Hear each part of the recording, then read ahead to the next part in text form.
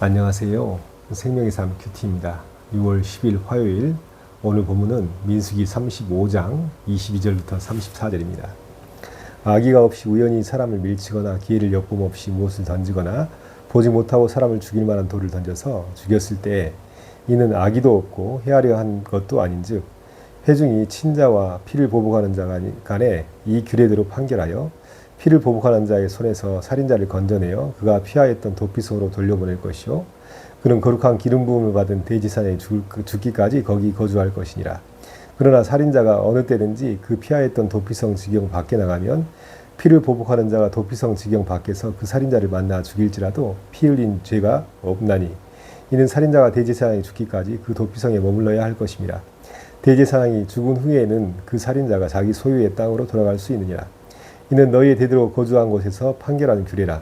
사람을 죽인 모든 자, 곧 살인한 자는 증인들의 말을 따라서 죽일 것이나 한 증인의 증거만 따라서 죽이지 말 것이요 고의로 살인죄를 범한 살인자는 생명의 속소를 받지 말고 반드시 죽일 것이며 또 도피성을 피한 자는 대제사장이 죽기 전에는 속전을 받고 그 땅으로 돌아가 거주하게 하지 말 것이니라. 너희는 너희가 거주한 땅을 더럽히지 말라. 피는 땅을 더럽히나니 피 흘림을 받은 땅은 그 피를 흘리게 한 자의 피가 아니면 속함을 받을 수 없느니라. 너희는 너희가 거주한 땅 곧 내가 거주한 땅을 더럽히지 말라. 나 여호와는 이 이스라엘 자손 중에 있음이니라. 아멘. 프랑스의 사상가 미셸 푸코는 헤테로토피아라는 개념을 이야기했습니다. 이 헤테로토피아는 이질적인 특별한 장소를 이야기하는데요. 이 평범한 땅이 아닌 다소 이질적인 특별한 장소에 가면 특별한 경험을 할 수 있다는 것입니다. 예를 들어서 극장이나 영화관에 가면 현실과 비현실 넘나드는 세계를 경험할 수가 있게 되죠. 또한 묘지 같은 곳에 가면 산자 죽은 자의 경계선에 서서 다른 곳에서 경험할 수 없는 특별한 감정을 느끼게 됩니다. 교회나 기도원도 어떻게 보면 헤테로토피아죠. 성도들이 모여서 특정한 장소에서 함께 기도하고 하나님께 예배하면서 하늘로부터 주어지는 은혜와 사랑과 자비와 긍휼을 경험할 수 있는 곳, 이것은 교회와 기도원이라는 특별한 장소에서 경험할 수 있는 것입니다. 미셸 푸코의 헤테로토피아라는 개념으로 도피성을 생각해 보면 도피성 또한 하나님의 나라와 은혜와 자비를 경험할 수 있는 헤테로토피아입니다. 이 헤테로토피아는 유토피아를 보여주고 유토피아를 지향하는 장소라는 의미가 있다고 하는데요. 이 도피성 또한 하나님의 나라와 하나님의 영광과 하나님의 은혜를 경험할 수 있는 특별한 장소로서 마치 천국을 가리키는 이정표와 같은 곳입니다. 악의 없이 우연히 사람을 죽인 살인자는 도피성으로 피하면 살 수가 있습니다. 그런데 이 도피성으로 피한 살인자는 대제사장이 죽기까지 그 도피성에 머물러야만 보호를 받을 수 있습니다. 도피성은 대제사장의 영향력과 통치력이 미치는 범위를 이야기하겠죠.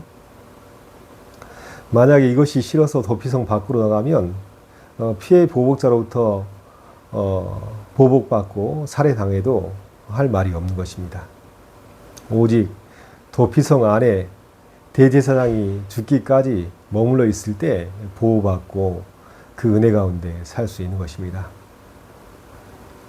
이 악의 없이 우연히 사람을 죽인 사람은 도피성에 머물면서 이것을 배우게 되는 것이죠.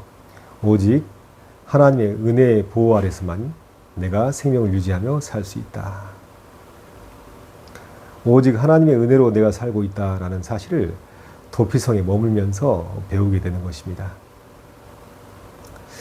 이 도피성의 또 대제사장의 모습은 예수 그리스도와 연결되는데요.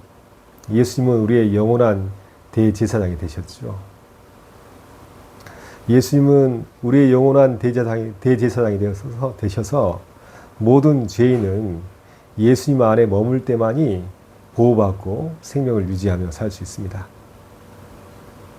예수님 밖으로 뛰쳐나가면 누구든지 죄인들은 그 죄에 해당되는 벌을 받게 되고 생명을 잃게 되는 것이죠.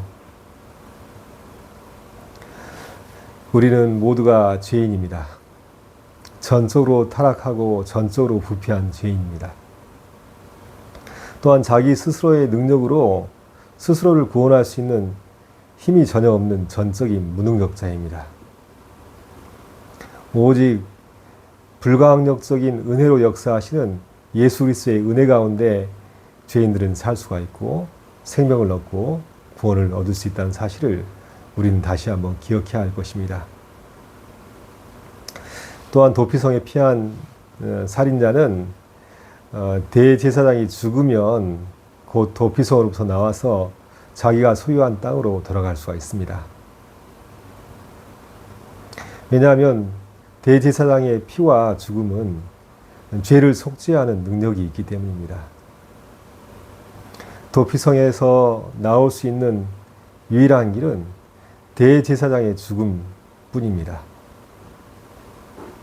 이것은 우리의 영원한 대제사장 되신 예수 그리스도의 십자가의 죽으심과 또 구원의 능력을 생각하게 하는 것인데요.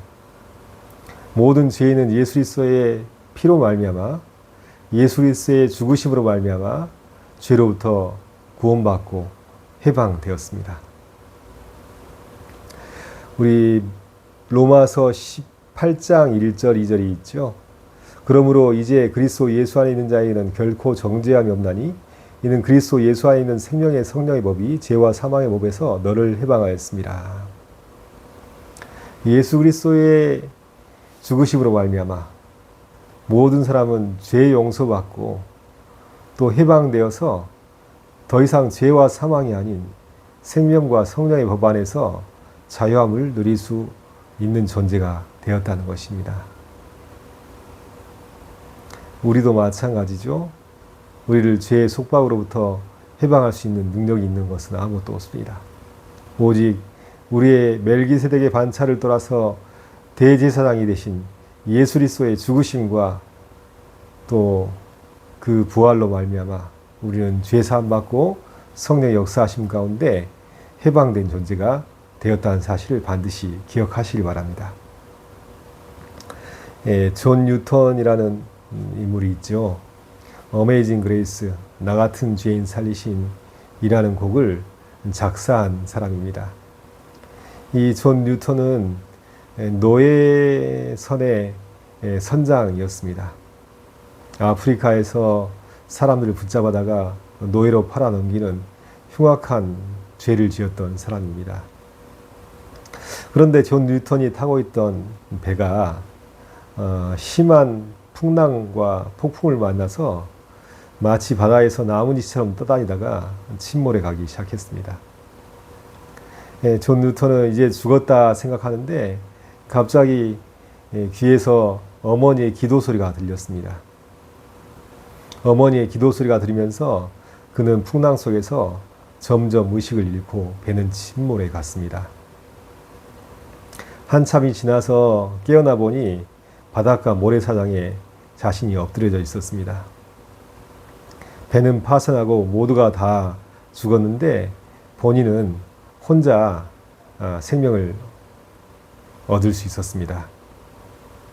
그가 깨어나서 생각했던 것은 어머니의 기도 소리였습니다. 아, 내가 죽지 않고 살 수 있었던 것은 어머니의 기도 덕분이었구나 라고 생각하면서 그 자리에서 하나님께 감사 기도를 드렸답니다. 그리고 존 뉴턴은 이 일을 계기로 완전히 변화되어서 예수 그리스도를 인격적으로 만나고 예수님의 사람이 되었습니다. 그 자신이 예수 그리스도의 십자가 보혈을 믿음으로 말미암아 죄로부터 해방되었고 구원을 얻을 수 있었습니다. 그리고 변화된 존 뉴턴은 이제 아프리카 흑인을 붙잡아다가 노예를 파는 사람이 아닌 노예를 해방하는데 자신의 삶을 드리면서 노예 해방의 기초를 닦았던 사람이 되었습니다. 어머니의 기도의 보호 아래서 생명을 얻을 수 있었고, 또한 하나님의 은혜로 구원받은 이후에 그 삶이 변화되어서 사람을 종 삼는 삶이 아니라 해방시키는 복음의 삶을 살았던 것입니다. 그가 작사했던 곡을 한번 생각해 볼까요? 나 같은 죄인 살리신 주 은혜 놀라와 잃었던 생명 찾았고 광명을 얻었네. 큰 죄악에서 건지신 주 은혜 고마워. 나 처음 믿는 그 시간 귀하고 귀하다. 이제껏 내가 산 것도 주님의 은혜라. 또 나를 장차 본향에 인도해 주시리.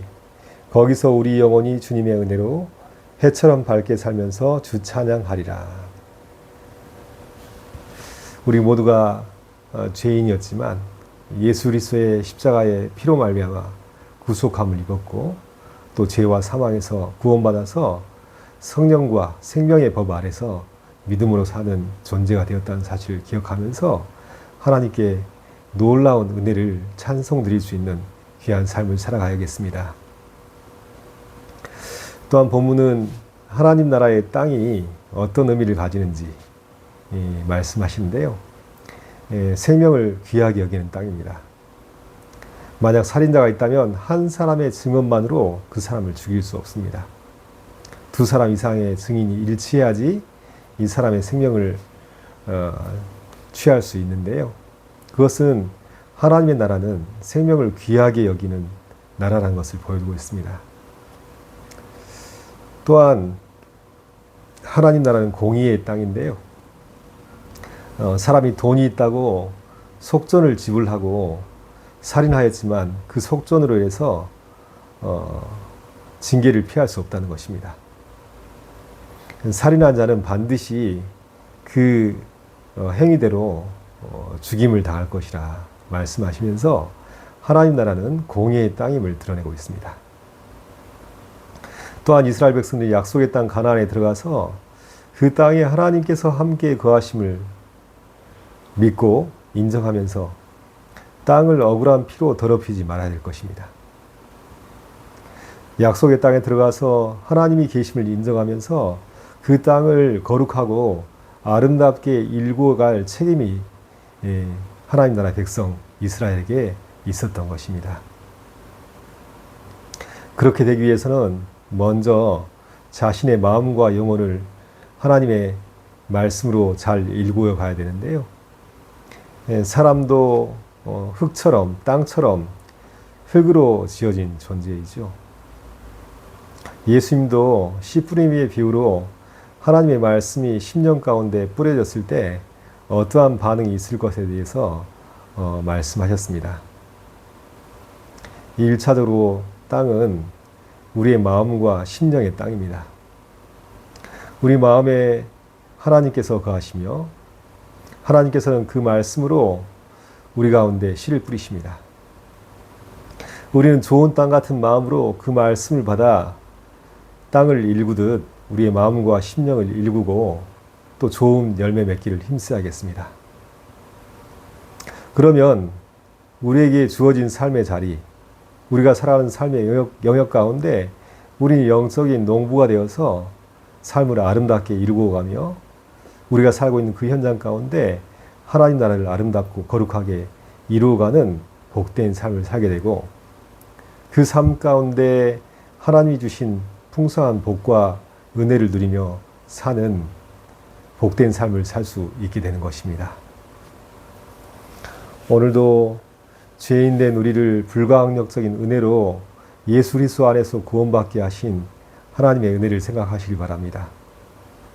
예수님 우리의 도피성이 되시고 우리의 참된 피난처가 되십니다. 예수님 안에서 생명을 얻고 구원받은 우리가 이제는 그 명령에 따라서 우리의 가정과 일터와 교회와 삶의 자리를 아름답고 거룩한 하나님 나라로 일구어가는 귀한 은혜가 우리 삶 가운데 있기를 예수님의 이름으로 축복합니다. 함께 기도하겠습니다. 하나님 아버지, 거스를 수 없는 죄로 인해서 죽을 수밖에 없는 우리였지만 참된 도피성 되시고 피난처 되신 예수 그리스도 안에서 보호받고 구원받고 죄와 사망의 법에서 해방되어서 생명의 성령의 법 안에서 믿음으로 살 수 있도록 인도하심을 감사드립니다.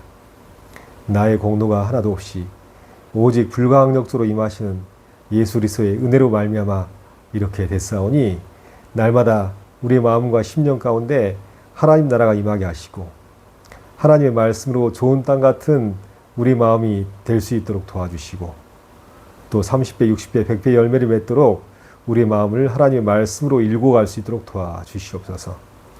또 우리에게 맡기신 삶의 현장이 있습니다. 내 개인의 삶과 가정과 일터와 교회를 하나님의 말씀에 따라 복되게 일궈 갈 수 있는 귀한 은혜가 임할 수 있도록 도와주시고 내가 선 곳이 하나님의 통치가 임하여 있는 거룩한 땅임을 고백하면서 믿음으로 살아갈 수 있도록 우리 가운데 은혜 베풀어 주시옵소서. 오늘도 주신 말씀 감사하며 예수 그리스도의 이름으로 간절히 기도하옵나이다. 아멘.